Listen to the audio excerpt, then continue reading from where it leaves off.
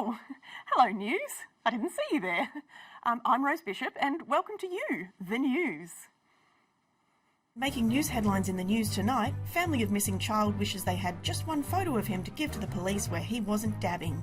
The Bureau of Meteorology proclaims that spring has officially sprung today, as housemates everywhere finally bring in their mouldy rain-soaked washing after 3 weeks on the line. And a local man who hasn't ridden a bike in 15 years discovers that riding a bike is in fact not just like riding a bike.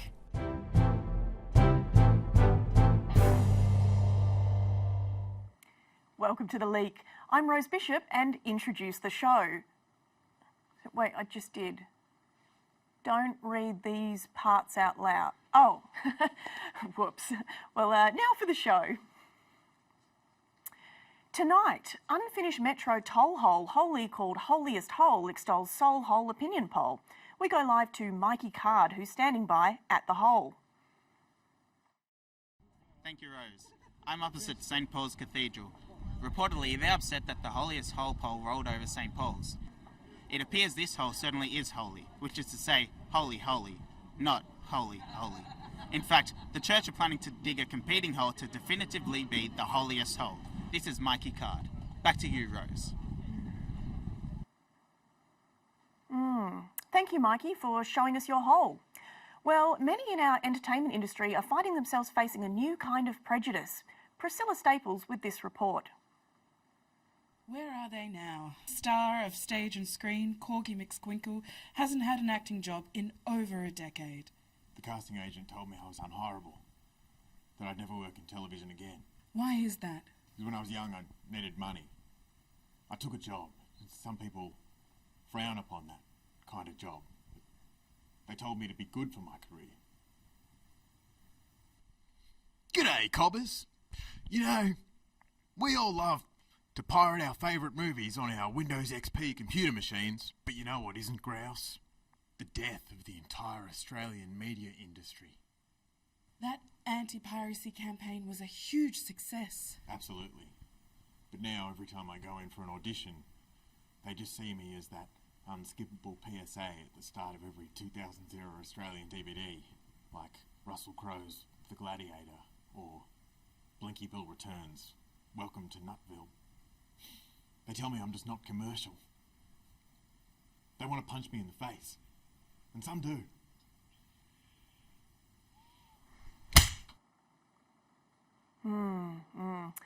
To space news now. NASA satellites have captured data that leads scientists to believe a bouncing baby black hole has been burst in the Dwingaloo 2 galaxy. They've named it Sandra, and it is absolutely sucking every star in its vicinity into its never-ending void. While incredibly impressive in theory, the data is meaningless to normal non-scientist eyes, so The Leak graphics wizards have created a short video using the magic of CGI to show us regulars exactly what this incredible phenomenon would look like.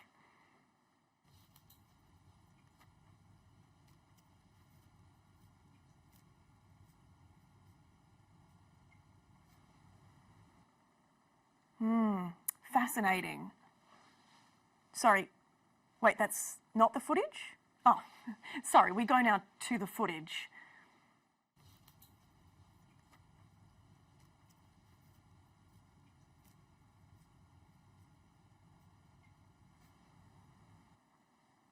Wow, the majesty of space. Sorry, are you sure? It looked right to me. All right, we go now to the footage.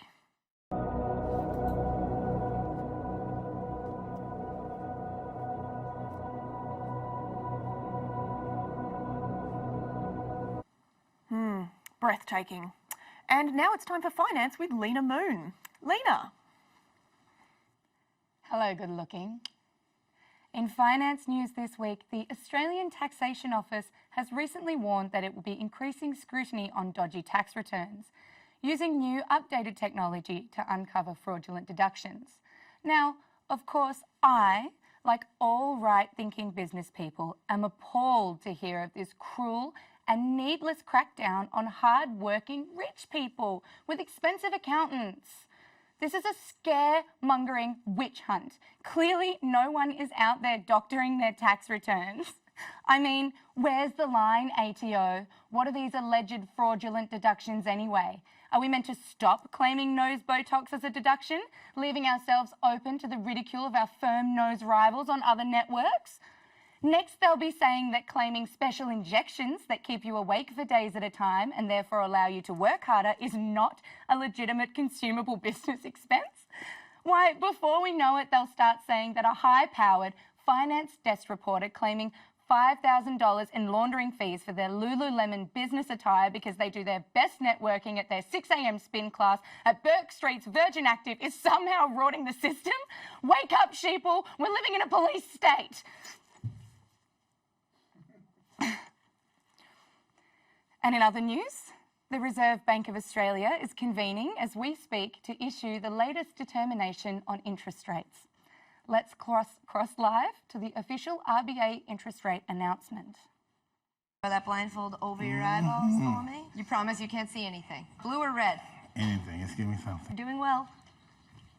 Oh my God! Look what you did! Well, it's official. 6 more weeks of stable markets. And now, in stocks this week, despite an early high, the Australian dollar has dropped considerably from the US dollar and Chinese yen. Experts anticipate further descent before a resurrection similar to that of a soaring phoenix or Jesus Christ herself. The value for Apple has increased by 2%, with similar increases seen in the Batman symbol, Kanye West's Yeezy, Neil Diamond, the number 4, and the sound wah. Increases in stock value were only seen in one department, your will to live. And in the black market, the value for child eyeballs has increased by almost 50%. Fresh Colombian cocaine saw an increase of 3%. And rib cages are slowing down to a steady plateau around the 2% margin. However, we are seeing a steady decline in assassinations and African snow leopards, which is in an absolute freefall on the stocks. Back to you, Rose. Welcome back, Lena. Thanks for having me. I've been on a retreat. Oh, whereabouts did you go? Oh, only rich people can pronounce it, so there's no point in telling you. Oh, I mean, I ate a lobster once. Well, a lobster shell. No. Oh, well, after the break, more hard-hitting journalism.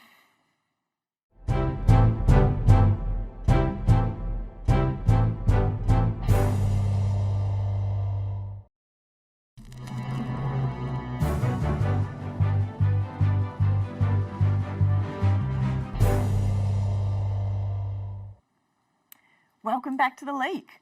Now, to discuss the rise of global climate events, we turn to our nature correspondent, Nat. Are you there, Nat? No, I think you've got it confused. I'm not Nat, I'm nature, you know, Mother Nature. Oh, well, in that case, you're probably even more of an expert. Do you mind if I ask you some environmental questions? Please do. Mother, I recently started using a keep cup, so why am I still hearing about climate change? Well, it's a huge issue, and while some small things like keep cups are important, the overall problem is far more complex. There are people out there who don't even believe that climate change exists. Yes, I read a statistic this week that said that only 97% of scientists believe that climate change is actually real. Are the remaining 3% smarter scientists? Should I be listening to them? No. Absolutely not. But I should take both sides into consideration, right, Mummy? I'm a very balanced journalist. If 3% of scientists jumped off a cliff, would you do that? Well, probably. They're scientists. I'm sure that they know what they're doing with cliffs. No, but... Mama, why do you hate jobs? I don't hate jobs. I'm just trying to do my job, keeping all of my children alive. Even my dumbass human ones. Okay, so you have children. As a working mum, how do you find a work-life balance?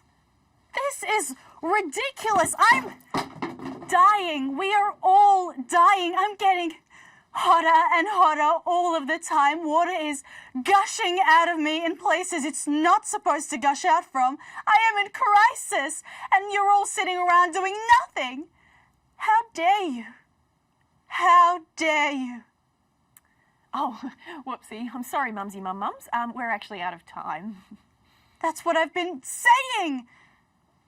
Man, I wish I got my tubes tied. Well, Australia developing our own space program might have sounded ridiculous in years gone past.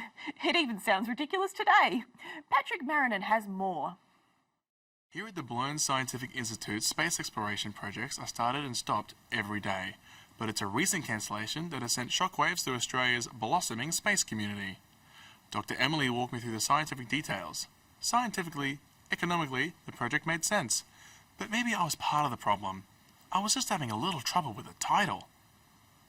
This project is about to redefine space exploration. Like, we're talking about tackling the farther planets, the ones that no one previously thought was realistic.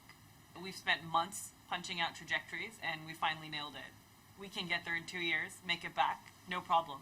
Like, we are ready to learn, we are ready to discover, we can orbit, like, we are ready to go. So, why not go? Board of directors, like, they wouldn't stop laughing. Somehow, we couldn't even finish the pitch because they couldn't get past the title of the project. So you and your team are passing up the space exploration opportunity of a lifetime because the title is silly. Exactly. Like, I don't get what's so ridiculous about the name. Project Uranus, back and forth. Right. So you were one of the astronauts who was originally going to go on the mission. Yes, I was. It was a great opportunity. But, yeah, you know what happened. So what was your family's initial reaction when you gave them the news? I was excited, of course. Couldn't wait to tell the world. I was there in my lounge, and I said to my wife, "Honey, I'm gonna be the first man to Uranus." But you know what she said? What's that? She said, "I've been married before, you know?" Right. Everybody treated me like a joke. We wanted to solidify Uranus. It's a gas giant that could be used as our greatest resource. We could use all that gas from Uranus to fight climate change. So, okay, so your pitch is we can use the gas from Uranus to save the world. Yes. What's so funny about that? It occurred to me that the only thing keeping humanity back from new frontiers was silly and childish names. If Uranus didn't include us, could it just be Urain? If we went to Uranus, could it be Uranus we? Uranus we. And now with the weather, it's Scott Limbrick. Okay, well, it's a monsoon, Rose. It's a monsoon. A monsoon? That doesn't seem right. It's very difficult to present the weather in the middle of a game of Jumanji, Rose. The mosquitoes are massive, there's a hunter after me, and I'm very stressed about getting back home in time for my shift at my distant father's shoe factory. They have a new shoe. But Scott, you're the weatherman. You've got to come back and do the weather. Yeah. And if you come back and finish your turn, I can come and present the weather in the studio. Oh, but the game is so boring. Okay, Rose, I only just got out of the game after being trapped inside for 12 years. And now you won't roll a 2 to finish. Oh, fine. I'll do it. Thank you. That's the weather.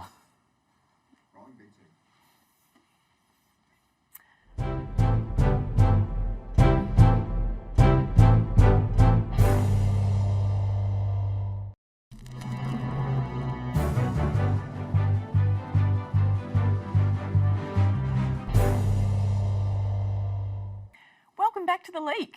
Time now for one of my favourite segments. What do you mean, one of your favourite segments? It's me or Weather Cuck. Of course I'm your favourite. What's a cuck? Well, Scott, you know how your wife... Oh, no, we won't do any of that. That's not very nice. I mean, you know that I love all of my segments equally, both of you. No fighting. And speaking of, it's time for Scott Limerick with the Climate Report.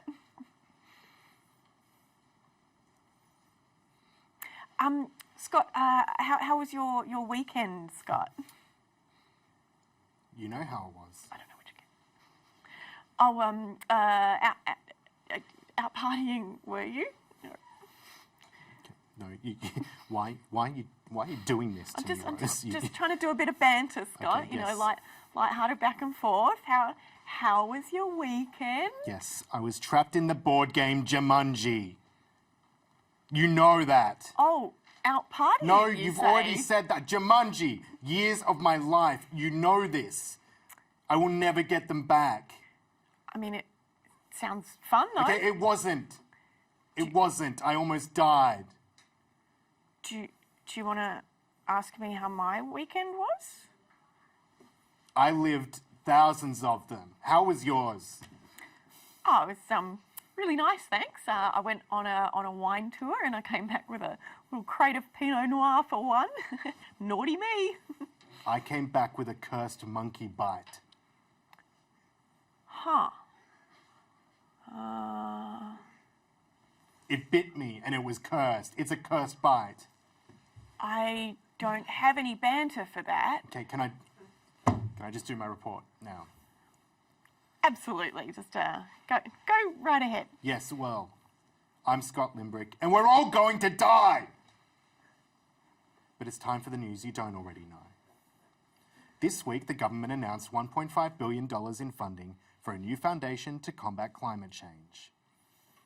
Oh, well, that's wonderful news. Thanks, Okay, Scott. I'm not done.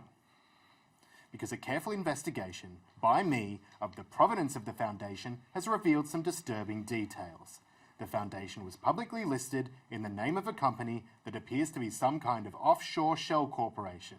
And that corporation also owns a small transnational corporation that lists its business interests as kicking dolphins. I don't know how they make money out of that, but God, they're doing it. And the director of the Shell Corp, Brian Smeep, is of course the stepson of controversial mining billionaire Rhonda Rock Crusher Smith, who famously crushes rocks and claims that rising global temperatures are caused by God being mad about interracial marriage.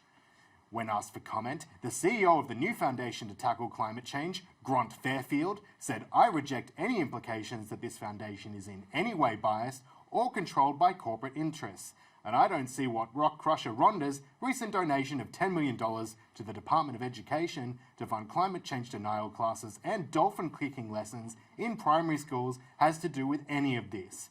Even more damningly, when I went undercover, I discovered that Grant, Rhonda, Brian Smeep, and one very confused dolphin, unkicked to date, were all spotted drinking orphans' blood martinis together at a party in 2014 with Lena Moon.